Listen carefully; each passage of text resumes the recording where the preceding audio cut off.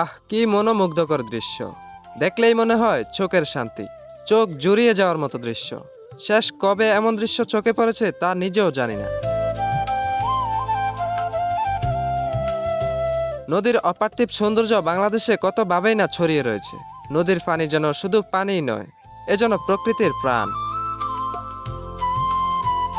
প্রতিকূলতার মাঝেও এই পানির সাথে লড়াই করতে হয় নদীর পাড়ে থাকা মানুষের। এখন পর্যন্ত খুব কম সংখ্যক মানুষই চাঁদপুরের এই দৃশ্য দেখার সৌভাগ্য হয়েছে। লোকালয়ে এমন ভিউ পয়েন্ট রয়েছে তা অনেকেরই অজানা। এই অঞ্চলের জেলেদের জীবন একেবারে সাদামাটা। বর্তমানে বর্ষার মৌসুম হওয়ায় জেলেদের একটু বিপাকেই পড়তে হয়। জেলেদের জীবন নদীর মতোই অনিশ্চিত। সকাল হওয়ার সাথে সাথেই জীবিকার খোঁজে বেরিয়ে পড়েন। নদীতে জাল পেলে ঘন্টার পর ঘন্টা অপেক্ষা।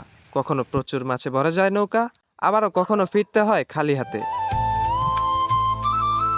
লোকালয়ে এমন প্রাকৃতিক সৌন্দর্য আর মনোমুগ্ধকর পরিবেশের কারণে স্থানটি বর্তমানে ভ্রমণ পিপাসুদের কাছে বেশ জনপ্রিয়। এখানে বিকেলের মনোরম সূর্যাস্ত উপভোগ করার পাশাপাশি দেখতে পাবেন সমুদ্রের মতো বিস্তৃত জলরাশির আসল রূপ। সেই অপার সৌন্দর্যকে কাছ থেকে দেখতে এক কথায় অসাধারণ লাগে। চাঁদপুরের ইতিহাস ঐতিহ্য রয়েছে ভিন্নতা, যা আমাদের অনেকেরই অজানা। এই অঞ্চলের মানুষদের মধ্যে রয়েছে খুব সহজে আপন করে নেওয়ার মতো মন মানসিকতা। কি নেই এই অঞ্চলটিতে! রেলপথ, নদী, ইলিশের সাম্রাজ্য, সবকিছু মিলিয়ে এ যেন এক অসম্ভব সুন্দর শহর। বলে রাখা ভালো, আজকে আমাদের যাত্রা শুরু কুমিল্লা থেকে। আইডি নামক বাসে করে কয়েক ঘন্টার যাত্রায় পৌঁছে গেলাম চাঁদপুর বাস স্ট্যান্ডে। বাস স্ট্যান্ড থেকে অটোযোগে 25 টাকায় চলে আসলাম চাঁদপুর পুরান বাজারে। পুরান বাজার থেকে কিছুক্ষণ হেঁটে চলে আসি রণগোয়াল ভিউ পয়েন্টে। বন্ধুরা, স্বাগতম জানাচ্ছি চাঁদপুর রণগোয়াল থেকে। চাঁদপুরের হিডেন একটি পর্যটন স্পট, সেটি হচ্ছে রণগোয়াল। আজকে চলে আসছি রণগোয়ালে। আর পানির আওয়াজ এবং সমুদ্রের যে গর্জনটা দেখে বুঝতে পারছেন জায়গাটা কিরকম। আমার পিছনে দেখতে পাচ্ছেন সেই মেঘনা নদীটি, আর সামনে হচ্ছে তিন নদীর মোহনার অবস্থান। আজকে হচ্ছে এই রণগোয়ালটা ঘুরবো এবং আপনাদেরকে ঘুরে দেখাবো। আমার পিছনে দেখতে পাচ্ছেন সেই রণগোয়াল ভ্রমণ স্পটটি, যেখানে প্রতিদিন অনেক পর্যটক আসে। আর বিশেষ করে আজকে যেহেতু অফ ডে, অর্থাৎ শুক্রবার না শনিবার, যার কারণে আজকে তেমন পর্যটক নাই। দেখতে পাচ্ছি এই মুহূর্তে অনেকেই এখানে গোসল করতেছে এবং হচ্ছে নদীতে নেমে সাঁতার কাটতেছে। দৃশ্যটা অসাধারণ। এবং দেখেন কি পরিমাণ ঢেউ, এমন সমুদ্রের গর্জন আমি আর কোথাও দেখিনি। যদিও মেঘনা নদী এটা। আর সামনে হচ্ছে দেখেন পানির দুইটা কালার, একটা হচ্ছে সাদা আর একটা হচ্ছে গোলাটে। এখানে হচ্ছে দুইটা নদীর পার্থক্য। নদীর পাড়ে কয়েকটি টং দোকান রয়েছে। সেখানে বসে এক কাপ চায়ের সাথে নদীর ঢেউয়ের মুগ্ধতা উপভোগ করার অভিজ্ঞতা ছিল সত্যি অনন্য। নদীর তীরের এই ছোট্ট দোকানগুলো যেন পুরো স্থানটির সৌন্দর্যকে আরো বাড়িয়ে দিয়েছে। আর এই মুহূর্তে যেহেতু ভাটা চলছে, তাই পানি অনেকটাই নিচে। তাই স্থানীয় লোকজনের সাথে কথা বলে যেটা বুঝতে পারলাম যে জোয়ার আসে হচ্ছে বিকাল টাইমে 4টা, অর্থাৎ আসরের সময়। আপনারা ওই সময়টায় আসার চেষ্টা করবেন, তাহলে হচ্ছে পানিটা সুন্দরভাবে দেখতে পারবেন এবং বিকালটাকে সুন্দরভাবে উপভোগ করতে পারবেন। দেখেন এই যে ব্লকগুলা ফেলে রাখা হয়েছে, এই ব্লকগুলোর কারণে কিন্তু পার ভাঙন রক্ষা হচ্ছে। আর পানির স্রোত কিন্তু অসাধারণ, এত পরিমাণ ঢেউ। যেহেতু এখন ভাটা চলছে, তাই পানির স্রোত পরিমাণে কম হলো, কিন্তু এটা অনেক। একটা জিনিস সবার কাছ থেকে জানলাম যে এখানে যারা স্থানীয় লোকাল মানুষ রয়েছে, তারা এখানেই প্রতিদিন গোসল করে। তাদের ছোটবেলা থেকে এখানে শৈশব কেটেছে এবং তারা প্রতিদিন এখানেই গোসল করে। ভাই জোয়ার গন্থায়, জোয়ার জোয়ার আসরের পরে পানি কই যাবো? ওই রাস্তা, একদম রাস্তা 4টার দিকে পাবো নাকি? আর এমনি সকালে? ও মাই গড, আর এটা কি? এটা মেঘনা। লোকালয়ের মানুষ নদীকে কত ভাবেই না ব্যবহার করে। শৈশব থেকে নদীর স্রোতে গা ভাসিয়ে গোসল করতে করতে বড় হওয়া এই মানুষগুলোর প্রতিদিনের গোসল ও প্রাত্যহিক জীবন যেন নদীর জল ছাড়া অসম্পূর্ণ। আমার পিছনে দেখতে পাচ্ছেন একটি নৌকা রয়েছে। নৌকাটি হচ্ছে জেলেদের নৌকা। তারা একটু পরে মাছ শিকারে যাবেন। আর পিছনে দেখতে পাচ্ছেন অনেকেই জাল ঠিক করতেছে। তারা কিছুক্ষণ পরেই হয়তোবা নদীতে মাছ শিকার করতে যাবেন এবং তাদের এই কাজকর্মটা প্রতিদিন সকাল থেকে সন্ধ্যা রাত পর্যন্ত তাদের হয়ে থাকে। আর এই মুহূর্তে দাঁড়িয়ে আছি মেঘনা নদীর তীরে। তারা হচ্ছে নতুন জাল নিয়ে ছুটছে নদীতে। আরেকটা জিনিস ভাই, নদীতে বিভিন্ন রকম পানি দেখতেছি। এদিকে একটু সাদা ফ্রেশ পানি, আর ওই যে সামনে গোলা পানি দেখা যাচ্ছে, ওই যে একটা ট্রলার দেখা যাচ্ছে, ওইদিকে হচ্ছে গোলা পানি দেখা যাচ্ছে। এখানে হচ্ছে তিনটা নদীর অবস্থান, যার কারণে হচ্ছে তিন নদীর পানি তিন রকম। তারা দুইজন হচ্ছে জাল নিয়ে যাচ্ছে, দেখেন। আসলে ভাই তাদেরকে সংগ্রাম করে বেঁচে থাকতে হয়। এই নদী না থাকলে জেলেদের অস্তিত্বই থাকবে না। নদী তাদের বেঁচে থাকার অক্সিজেন। আর জেলেরা হলো নদীর বুকে ভেসে চলা এক একটা জীবন্ত উপাখ্যান। তাদের জীবনের জলছবি যেন নদীর জলে ভাঙা গড়ার এক চেনা গল্প। নৌকাটাকে কি পরিমাণ ধুলাইতেছে, ঢেউয়ের পরিমাণটা এত বেশি যে বলে বোঝানোর মতো না। আর বর্তমানে বর্ষার মৌসুম হওয়ার কারণে পানির পরিমাণ বাড়তেছে, এবং যে স্রোত এবং সমুদ্রের যে গর্জনগুলো আপনারা শুনতে পাচ্ছেন, দেখেন ঢেউ একদম পার পর্যন্ত চলে আসতেছে। আর বিশেষ করে এই জায়গার মধ্যে যে এই যে ব্লকগুলো দেওয়া রয়েছে খুবই পিচ্ছিল এবং ধারালো। আর ওইদিকে হচ্ছে ওনারা জাল ঠিক করতেছে মাছ ধরার জন্য। দেখেন কটবেল গাছ, এই প্রথম আমি কটবেল গাছ দেখলাম, কটবেল ধরে আছে দেখেন। নদীর পাড়ে এসে এমন কটবেল গাছ দেখতে পাবো কল্পনাও করিনি। সাগরকে উপভোগ করছে এবং ঢেউগুলো দেখেন একদম পারে চলে আসছে। কি খুঁজতেছ তোমরা, কি খুঁজো এখানে? কি লোয়া? লোয়া কি করবা? কেজি কত করে বিক্রি করবা? এনে লোহা আসে কই থেকে? টাকা দিয়ে কি করবা বিক্রি করে? কিছু খাইবা নাকি?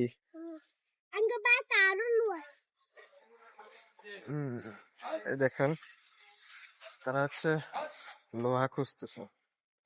সবচেয়ে আশ্চর্যের বিষয় হচ্ছে নদীর পাড়ে যে এই যে দোকানগুলো দেখতেছেন, অস্থায়ীভাবে গড়ে ওঠা। যখন জোয়ার বাটা থাকে নদীতে, এখন বাটা চলছে যার কারণে অনেক নিচে পানি নেমে আছে। আর যখন জোয়ার আসবে তখন এই দোকানের নিচ পর্যন্ত পানি চলে আসবে। এখন নদীর পাড়ে রাজহাঁস কিভাবে বসে আছে, এই হচ্ছে ঢেউ। তারা কি ভয় নামতেছে না নাকি?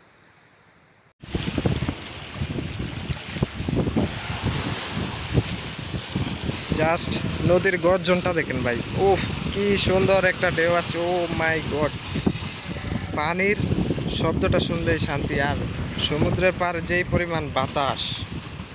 বর্তমানে রণগোয়ালে ভাটা চলছে, যার কারণে এখনো পরিপূর্ণ পানির সমাগম নেই, যার পরিপ্রেক্ষিতে অপেক্ষা করতে হয়েছিল 5 ঘন্টার মতো। যেহেতু হাতে পর্যাপ্ত সময় ছিল, বসেনা থেকে চাঁদপুর পুরান বাজার দিকে রওনা হলাম।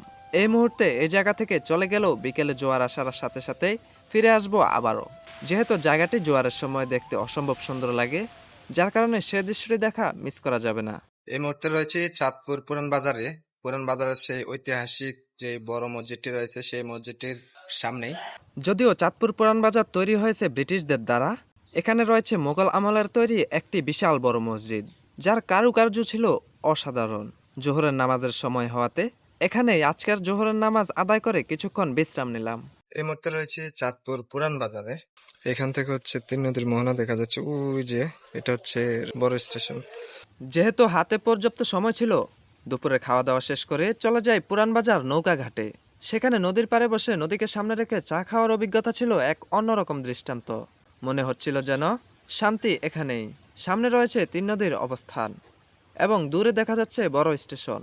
নদীতে চলাচল করছে বিভিন্ন পণ্যবাহী ট্রলার এবং মাঝে মাঝে চলছে ফেরিঘাটে যাওয়ার জন্য মানুষ বহনকারী ট্রলার।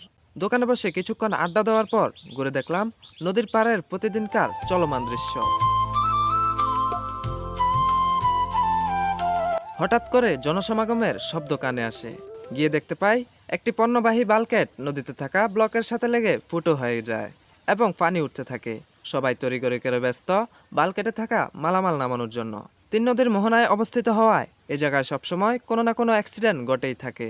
ইতিমধ্যে দুপুর গনিয়ে বিকেল হতে চলল, সময় হলো রণগোয়ালে যাওয়ার।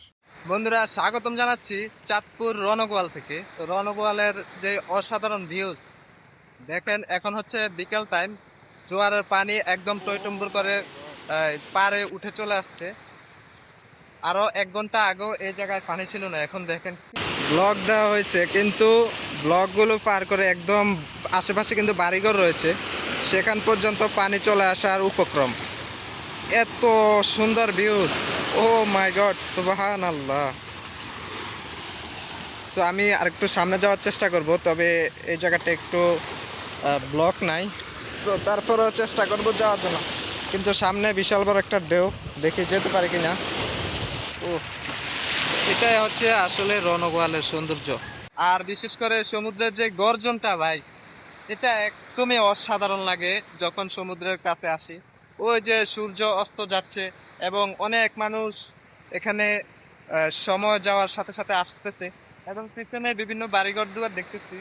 যখন জোয়ারের পানি একদম পরিপূর্ণ হয়ে যায় তখন তারা কিভাবে থাকে, সেটাই আমাকে ভাবিয়ে তুলছে।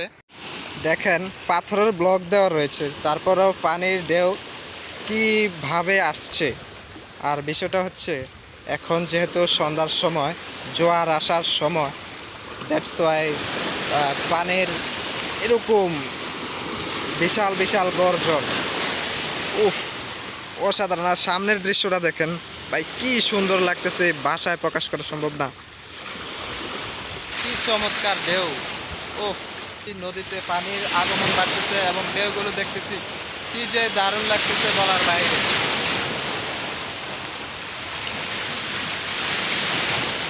সুবহানাল্লাহ। আপনাদেরকে একটা জিনিস দেখাই, এ হচ্ছে মেঘনা নদী, আর পাশে দেখেন বিভিন্ন বাড়িঘর আছে।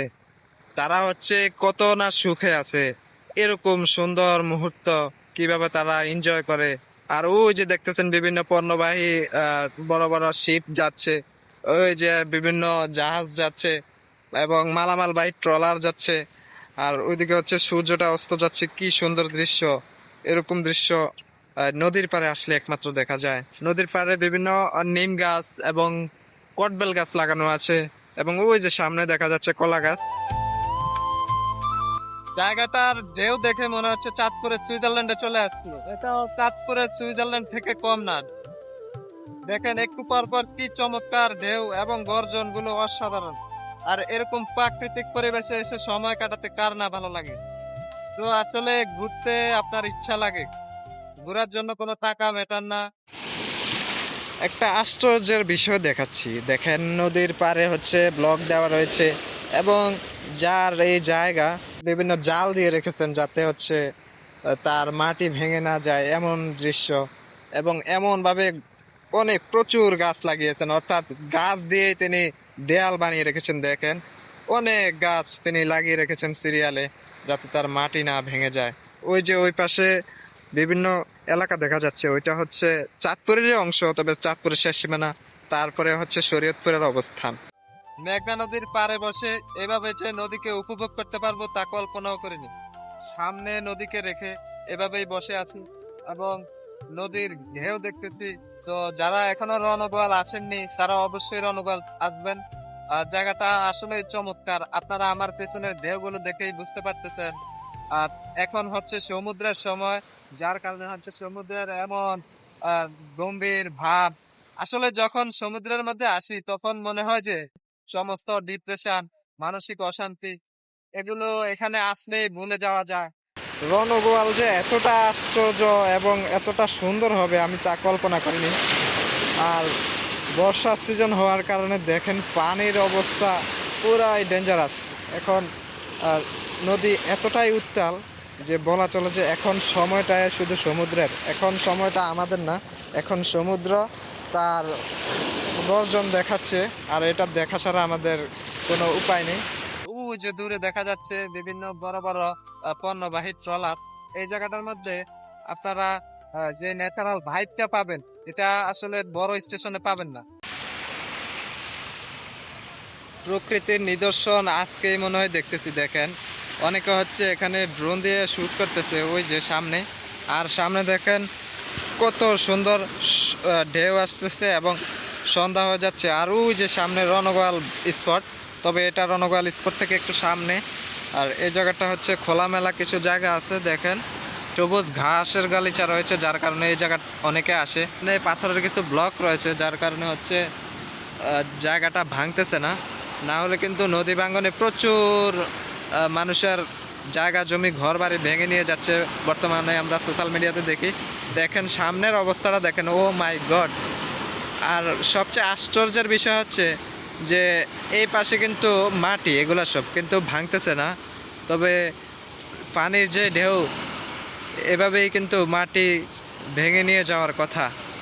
নদীমাতৃক এই বাংলাদেশের সৌন্দর্য কত ভাবে না ছড়িয়ে ছিটিয়ে রয়েছে, সেটা আমরা যদি বাসা থেকে বের হই তাহলেই দেখতে পারবো। আসলে সৌন্দর্য দেখার জন্য আপনার মনের ভেতরেও একটু সৌন্দর্য থাকার লাগবে। বিকালের সৌন্দর্যটা উপভোগ করছি নদীর পাড়ে, আর সামনে হচ্ছে রণগোয়ালের আসল মেইন ভিউ পয়েন্ট, তো সেখানেও যাব।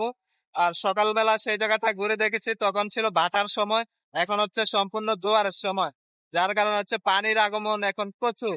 আমার লাইফে আমি এমন দৃশ্য আর দেখি নাই। প্রকৃতির মাঝে বসে যে এমন দৃশ্য উপভোগ করব, এটা আমার কাছে কেন জানি কল্পনায় মনে হচ্ছে। রণগোয়াল যে আসলে রণগোয়ালের সৌন্দর্য এতদিন ফেসবুকে মোবাইলে দেখে আসছি, আর আজ বাস্তবে দেখলাম, আসলে অসাধারণ।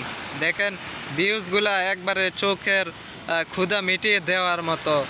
ও মাই গড, অসাধারণ বলতে গেলে। আর যারা এখানে আসার প্ল্যান করতেছেন তারা অবশ্যই বিকালবেলা আসবেন, তাহলে আপনারা এই রূপটাকে দেখতে পারবেন। সূর্য অস্ত যাওয়ার মুহূর্ত হয়ে গিয়েছে, আর জায়গাটাকে ছেড়ে যেতে ইচ্ছে করতেছে না, অলরেডি সূর্য ডুবে গিয়েছে। এবং আরেকটা বিষয় হচ্ছে, যেহেতু অন্ধকার নেমে আসছে, যার কারণে এখান থেকে চলে যাওয়াটাই বেটার। পানির যে কোলাহলটা, সত্যি মানুষের কোলাহল থেকে, শহরের কোলাহল থেকে পানির কোলাহল এতটা যে চমৎকার লাগবে তা কল্পনার বাইরে। এই যে সমুদ্রের গর্জন শুরু হয়ে গিয়েছে। আমি সকালবেলা যখন এই জায়গায় আসছি তখন পানি ছিল প্রায় অনেকটা নিচে, আমি বলার মতো আমার ভাষা নাই কতটা নিচে ছিল। বাট এখন দেখেন পানির পরিমাণ এবং পানির লেভেল, মনে হয় যেন সব কিছু পানির নিচে তলিয়ে গেছে, এমন অবস্থা।